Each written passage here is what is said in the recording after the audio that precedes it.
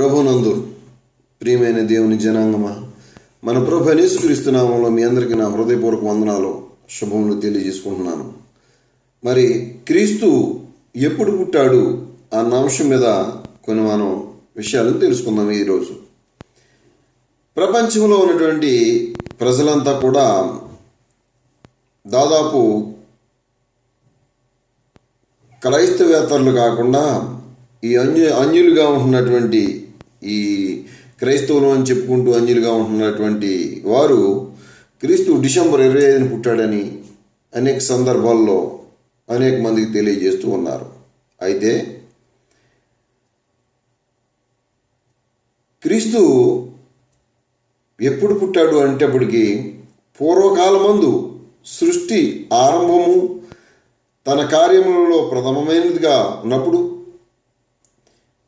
ఈ ఆది అంతము లేనటువంటి వాడైనటువంటి క్రీస్తు తండ్రిలో ఉన్నప్పుడు ఆయన ఉద్భవించాడు.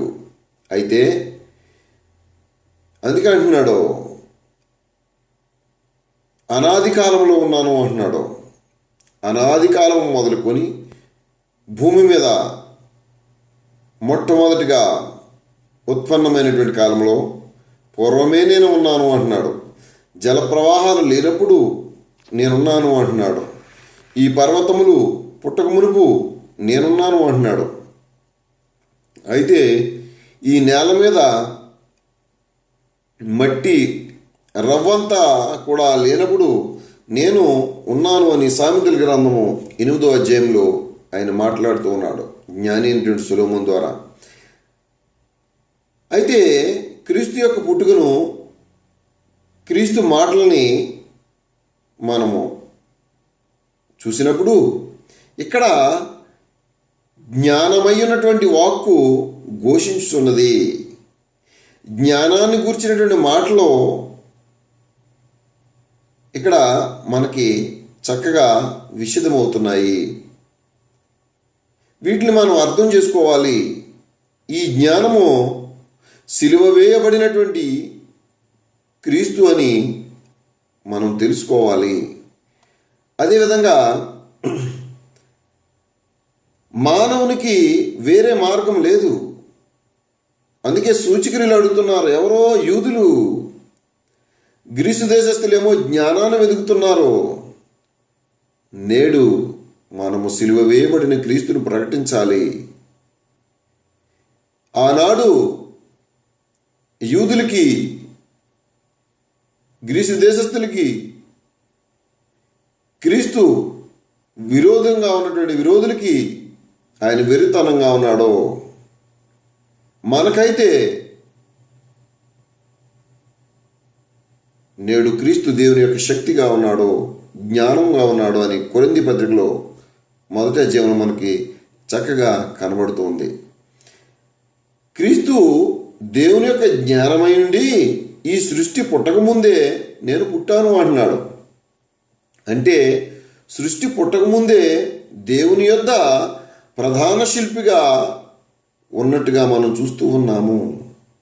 అందుకే ఆది యందు వాక్యం ఉండెను, ఆ వాక్యు ఆది యందు క్రీస్తు ఉండెను, ఆ వాక్యము క్రీస్తు అయినటువంటి యేసు యొద్ద ఉండెను, కలిగినదేదియు ఆయన అనగా క్రీస్తు లేకుండా కలగలేదు అని యోహాను సువార్త 1వ అధ్యాయంలో మనం చక్కగా చూస్తూ ఉన్నాము.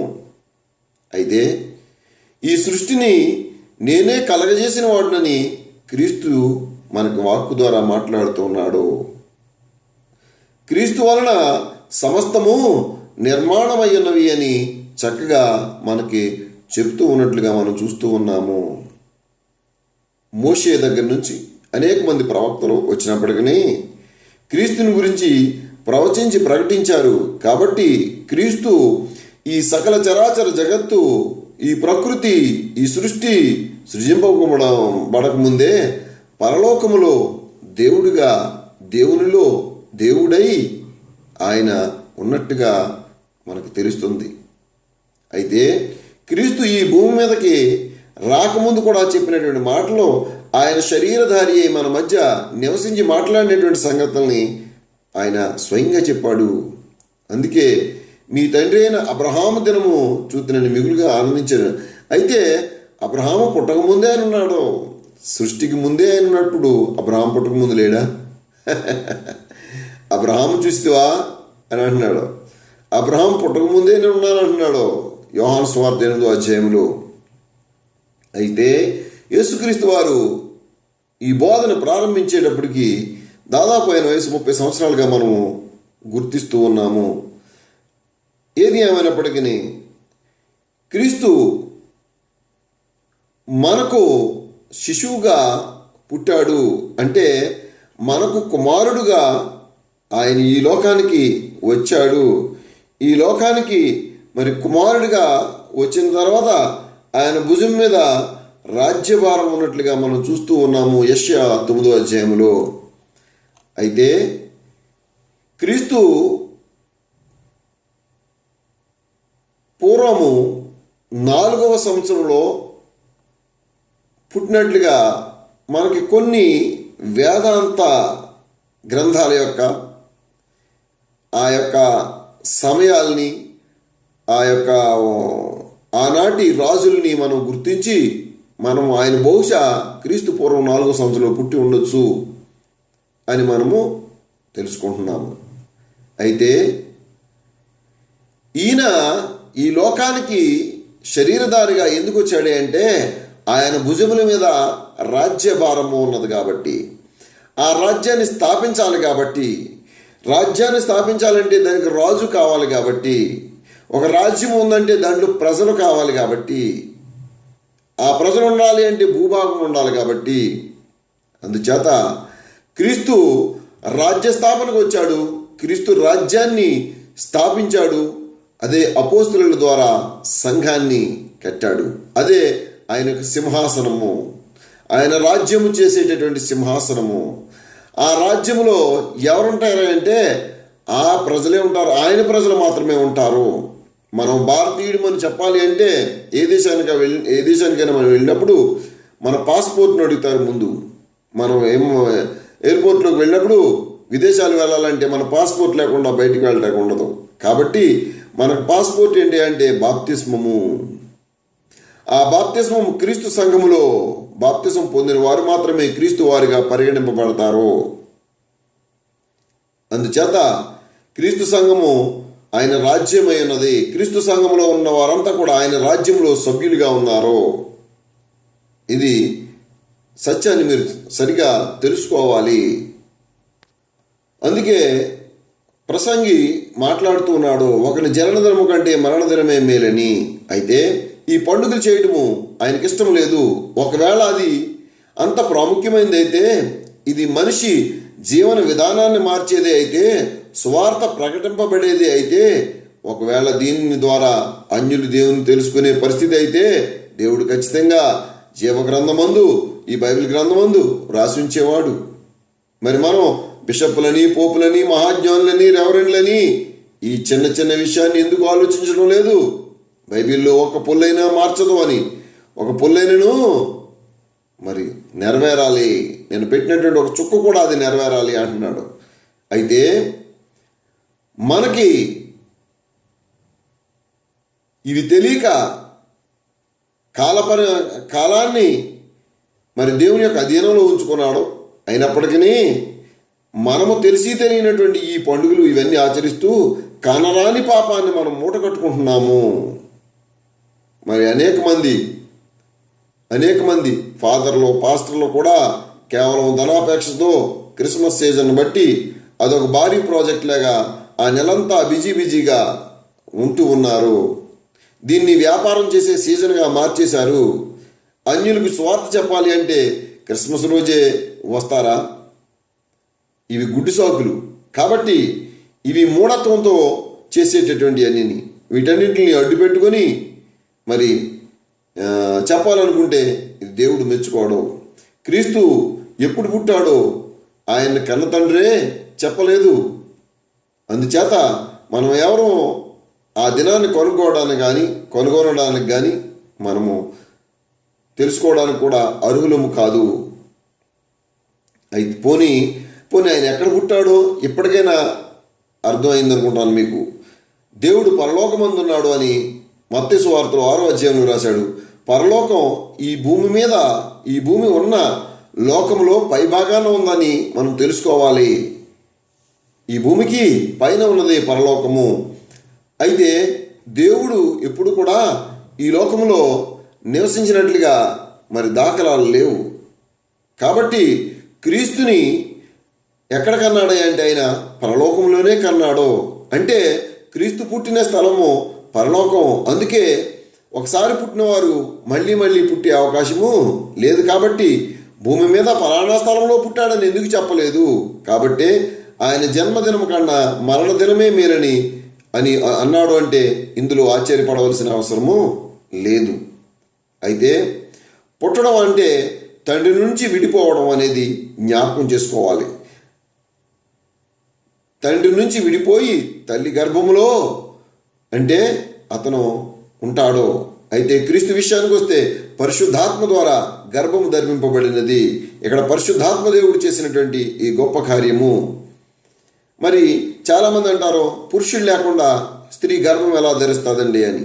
మీకు ఒక చిన్న ఉదాహరణ అనేక సందర్భాల్లో చెప్పాను, మరలా చెప్తూ ఉన్నాను.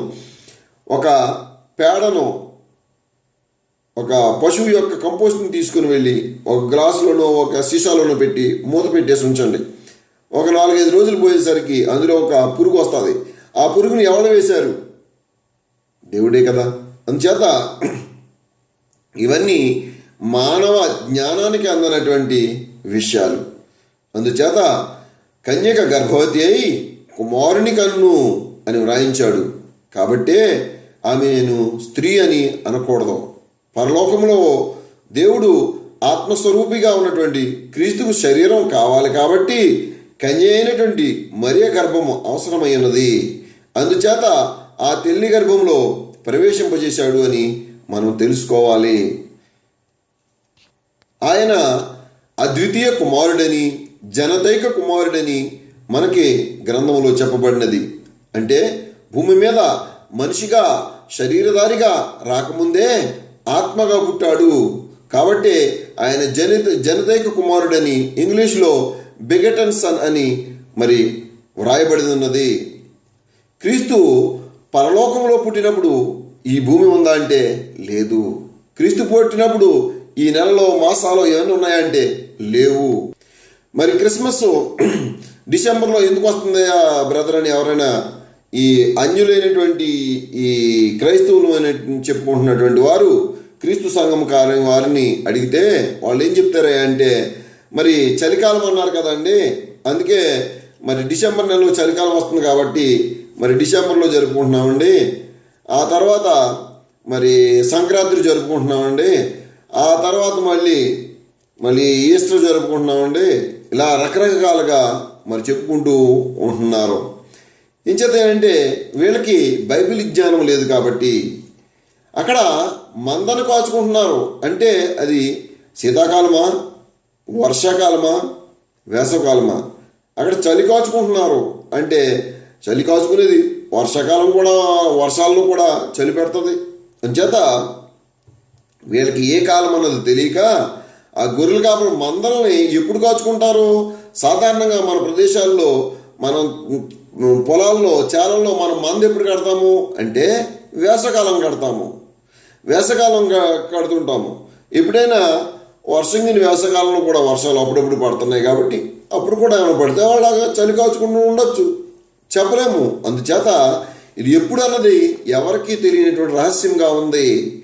ఆ దేశము, వాళ్ళ యొక్క సమయాలు, వాళ్ళ యొక్క వాతావరణము మన దేశాలతో పోలిస్తే భిన్నంగా ఉంటుంది. అంతేగాని ఇది చలి కాచుకుంటున్నారు అంటే అది శీతాకాలము కాదు. వాళ్ళు గొర్రెల్ని పొలాల్లో కట్టేశారు, పొలాల్లో మందలు కట్టుకున్నారు అంటే అది వర్షాకాలమా, లేదా శీతాకాలమా, వేసవకాలం అన్నది ఇంకిత జ్ఞానం ఉన్నటువంటి వారు ఎవరైనా వాటిని ఇట్టే మరి తెలుసుకోగలరని మీకు విన్నవించుకుంటున్నాను. అయితే దేవుడు చెప్పినటువంటి దాన్ని చేయడానికి వేలకు వేలు పండుగల పేర్లతో మరి దండగ చేస్తూ చందాలను మింగేయాలని, దేవుని సొమ్ముని సువార్త కాకుండా గోడలకి, సున్నాలకి, రంగులకి, దీపాలకి మరి దొంగలేఖలు చెప్పించడానికి వాళ్ళకి ఏదో భోజనాలు అలాంటివన్నీ రకరకాలుగా పెట్టి పండుగలు, అమావాస్యలు, విశ్రాంతి దినాలు అని వాటి విషయంలో నేను మీకు తీర్పు తీర్చని ఎవరికి అవకాశం ఇవ్వడని కొలసీ పత్రికలో రాసినటువంటి మాటల్ని వీళ్ళ బైబిల్నే లెక్క చేయకుండా వీళ్ళ సొంత అనాలోచితమైనటువంటి ఆలోచనలతో మరి వీళ్ళు ఖర్చులు పెట్టుకుంటూ మరి కుటుంబ సభ్యులు మరి కొత్త బట్టలని, రకరకాలుగా ఆభరణాలని, కార్లని, వాహన ఇలా రకరకాలుగా కొనుక్కుంటూ దేవుని యొక్క వాక్యాన్ని తప్పుదారి పట్టించి మరి దేవునికి విరోధంగా మారిపోతున్నారు అంటే ఇందులో ఏ విధమైనటువంటి సందేహము లేదని మీరు తెలుసుకోవాలి. ఎందుకంటే మనము దుఃఖదినములు సంతోషంగా మారాలి అంటే క్రీస్తును సిలువ బలియాగం చేయించాడు దేవుడు, తండ్రి అయినటువంటి దేవుడు. అయితే క్రీస్తు యేసునందున వానికి ఏ విధమైనటువంటి శిక్ష లేదు అని మనకు రోమా పత్రికలో 8వ అధ్యాయంలో తెలుస్తూ ఉంది. అయితే సిలువ వేయబడినటువంటి క్రీస్తు యొక్క బోధలో క్రైస్తవుడు ఎల్లప్పుడూ ఆనందించాలే కానీ ఇలాంటి అల్లారితో కూడినటువంటి ఆటపాటల్ని చేయకూడదని ఇక్కడ మరలా చెబుతూ ఉన్నాను. పిలిపిలికి రాసినటువంటి పత్రిక 4వ అధ్యాయంలో ఎల్లప్పుడూ ఆనందించుడి, మరలా చెప్తున్నాను ఆనందించండి అని అక్కడ మరి పిలిపిలికి రాసినటువంటి పత్రికలో మనకు తెలియజేస్తూ ఉన్నప్పుడు ఎల్లప్పుడు అంటే ప్రతి దినము ప్రతి క్షణం అని అర్థం చేసుకోవాలి. మనము ఆనందించాలంటే పండుగే కావాలని కాదు, మనసులో మనము ఎప్పుడూ సంతోషంగా ఉండాలి, దేవుని వాక్యాన్ని మన హృదయాల్లో నివసింపనీయాలి. అంతేగాని మనము మనకు నచ్చినట్టుగా మనకు వచ్చినట్టుగా పండుగలని, పబ్బాలని, ఇలాంటి విందులని ఇలాంటివన్నీ మనం చేస్తూ మనము దేవుణ్ణి మరలా దుఃఖపరచకూడదు, మరలా సిరివేయకూడదు. అందుకే అంటున్నాడు సామెతల గ్రంథంలో 15వ అధ్యాయంలో, బాధపడువాని దినములనియు శ్రమకరములు, సంతోషములు దీనికి నిత్యము విందు కలుగును.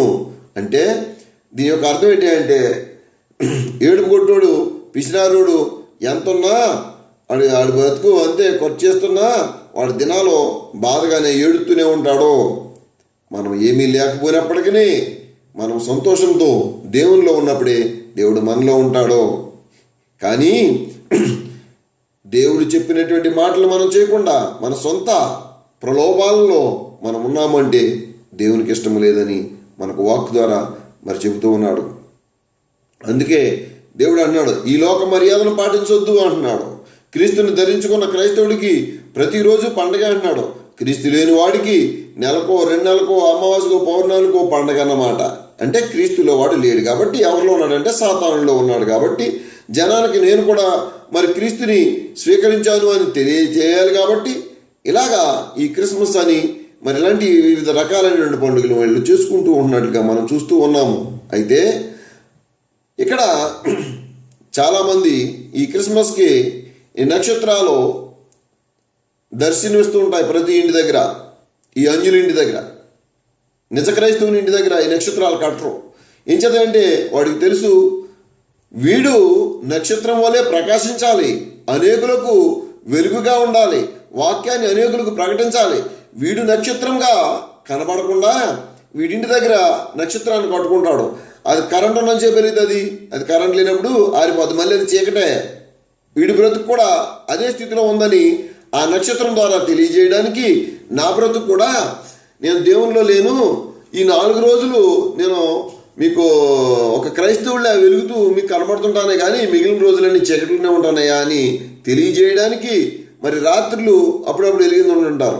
కరెంట్ ఉన్నప్పుడు వెలుగుతుంది, కరెంట్ లేనప్పుడు ఆరిపోతుంది. వాడి జీవితం కూడా నా బ్రతుకు కూడా ఇంతే అని తెలియజేయడానికి వాడు నక్షత్రాలు కడుతూ ఉంటారు.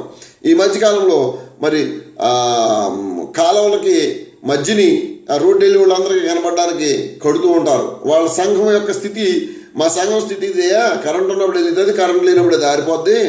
మా బతుకులు కూడా అంతే.